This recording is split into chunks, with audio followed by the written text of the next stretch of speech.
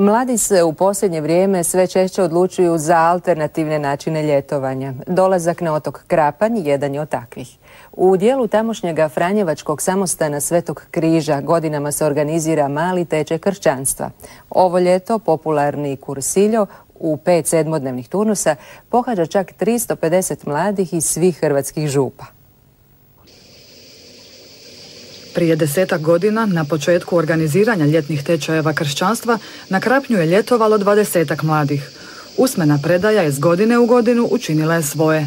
Polaznici se sada broje u stotinama. I onako imamo jedno doista lijepo ispunjeno ljeto u tom nekakvom zajedničkom druženju, razmjeni iskustava, a onda ti naše druženja se nastavljaju i nakon Krapnja. Znači onak često se vidimo kroz godinu, tu su nekakvi naši zajednički izleti, projekti, zajedno odemo na mise, tako da onak doista većina mojih prijatelja su zapravo ljudi s kojima se onda susrećem i ovdje na ljeto. Neki dolaze radi odmora, neki baš traže tu nekakvu duhovnost, ima raznih motiva, ali na kraju svako ipak osjeti nešto da tu ima, da se nekakvo duhovno iskustvo uhvati sigurno ovdje na ovom mjestu. I to zbog komunikacije. Ona je presudna i na predavanjima i u brojnim radionicama.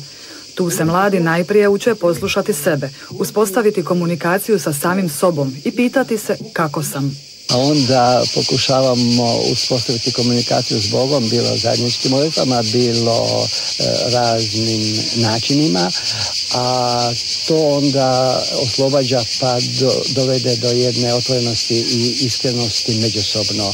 Tu se onda sklapaju lijepa prijateljstva, lijepa poznanstva, međusobne pomoći, oni ostaju preko godine međusobno povezani, dovode druge.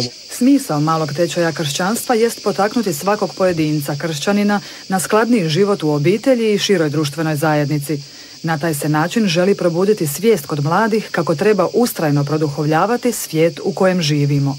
Prvi put sam na Krapnju, potakli su me prijatelji, smatram da je ovo jedno jako lijepo iskustvo. Definitivno drugačija vrsta odmora, preporučam svima zbog različitih aktivnosti, puno sadržaja koje nemoguće da se ne promijeniš. Doživio sam da jednostavno čovjek u razgovoru sa ljudima i u temama koji se nude može jednostavno izgrađivati sebe i da su teme odlične i stvarno je zajedništvo i euharistija koju imamo svaki dan je nešto što upotpunjuje to naše zajedništvo. Odnosi s roditeljima, razočaranje neuspjehom, izbor životnog poziva, brak. Samo su neke teme o kojima otvoreno razgovaraju mladi na Krapnju. A sve ono što nauče i dožive na ovom malom tečaju kršćanstva nastoje primjenjivati kad se jednom vrate kućama i svakodnevnim obvezama. Jer pokazati drugoj osobi da je znaš saslušati i pomoći joj da se u susretu s drugim zapravo otkrio Boga, najvrijednije je iskustvo koje se ponese s kursilja na Krapnju.